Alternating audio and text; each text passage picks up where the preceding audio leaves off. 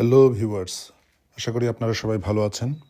আমরা কিছুক্ষণ আগে ত্রিভুবন ইন্টারন্যাশনাল এয়ারপোর্ট কাঠমান্ডুতে পৌঁছালাম।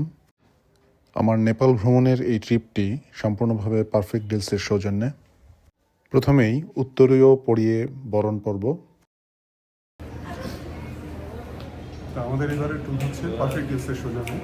আমরা এখানে মোট 11 জন সদস্য আছি। এই যে তারা আমাদেরকে বরণ করে নিলেন উত্তরীয় পড়িয়ে। কাঠমান্ডু পৌঁছাতে আমাদের প্রায় রাত 11টা বেজে যাওয়ায় এখন আমরা সোজা হোটেলে গিয়ে চেক ইন করব। এয়ারপোর্ট থেকে হোটেলে যেতে আমাদের সময় লাগবে প্রায় 15 মিনিটের মতো, দূরত্ব 7 কিলোমিটার। আজকে রাতে কোনো অ্যাক্টিভিটিস নেই। আগামীকাল সকালে আমরা পোখারার উদ্দেশ্যে রওনা হব সকাল 8টার দিকে। ভিউয়ার্স, শুভ সকাল। পোখারার উদ্দেশ্যে যাত্রা করেছি আমরা প্রায় 5 ঘন্টার মতো হয়ে গেল।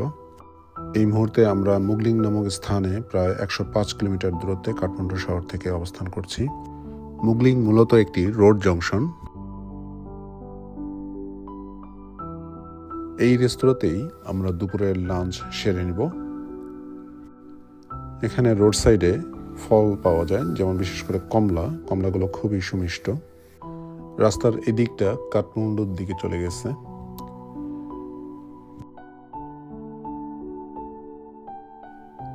আর এই যে বাস আসলো, এই রাস্তাটি হচ্ছে চিতোয়ানের দিকে চলে গেছে, আর ডান দিকের রাস্তাটি পোখারার দিকে।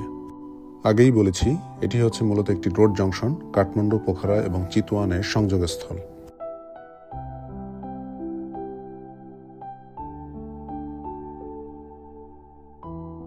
দুপুরের লাঞ্চ বিরতির পর আবার যাত্রা শুরু হলো। কাঠমান্ডু থেকে পোখারার দূরত্ব হচ্ছে প্রায় 200 কিলোমিটার, যেতে 8 থেকে 9 ঘন্টার সময় লাগে। এই দীর্ঘ যাত্রার আমরা মাত্র 5 ঘন্টা অতিক্রম করেছি, আরও প্রায় 3-4 ঘন্টার রাস্তা বাকি আছে। পাহাড়ি আঁকাবাঁকা রাস্তা ধরে এগিয়ে চলেছি আমরা পোখারার উদ্দেশ্যে। পাহাড়ের সৌন্দর্য দেখতে দেখতে জার্নি করতে পারাটা বেশ মনোমুগ্ধকর। জার্নি পথের ক্লান্তি যেন প্রকৃতির সাথে মিলেমিশে একাকার হয়ে যায়। অবশেষে দীর্ঘ 9 ঘন্টার জার্নি শেষে আমরা পোখারায় পৌঁছে গেলাম। হোটেলে চেক ইন শেষ করে আমরা বিকেলের দিকে হাঁটতে বের হলাম ফেওয়া লেকের পাশ দিয়ে।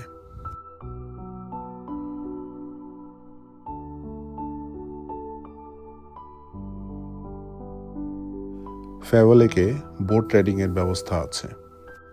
আমরাও বোট রাইডিং করব, তবে সেটা আজকে না, আগামীকাল। আজকে আমরা ফেওয়া লেকের পাশ দিয়ে হেঁটে ঘুরে ঘুরে দেখব। ফেওয়া লেকের সৌন্দর্য আসলেই বর্ণনাতীত। এটা ভাষায় প্রকাশ করার মতো নয়। কবির ভাষায় যদি বলি, পাহাড়, বন আর মেঘ, এই 3 নিয়েই ফেওয়া লেক। যারা প্রকৃতিকে ভালোবাসেন তাদের এখানে না আসলেই নয়।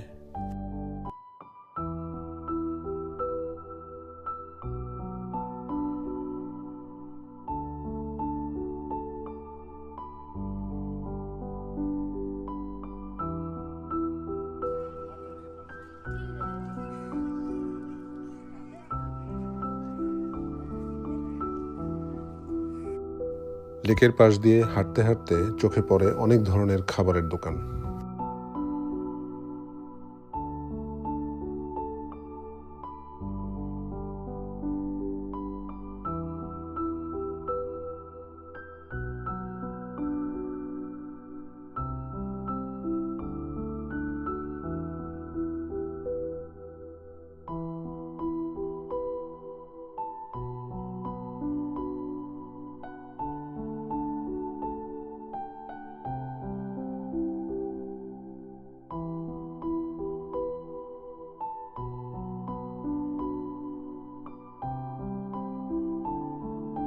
ফেওয়া লেকটি অন্নপূর্ণা পর্বতমালার কোলে অবস্থিত নেপালের দ্বিতীয় বৃহত্তম হ্রদ।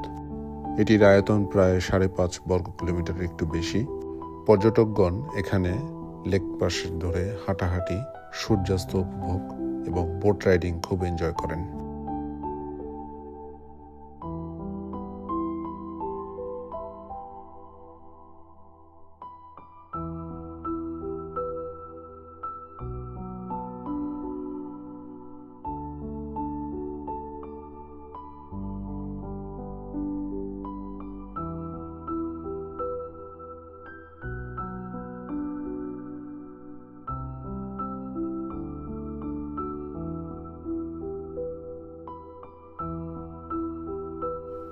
এখানে মানুষজন ফটোগ্রাফির পাশাপাশি টিকটক, ফেসবুকিং সব কিছুই করে থাকে।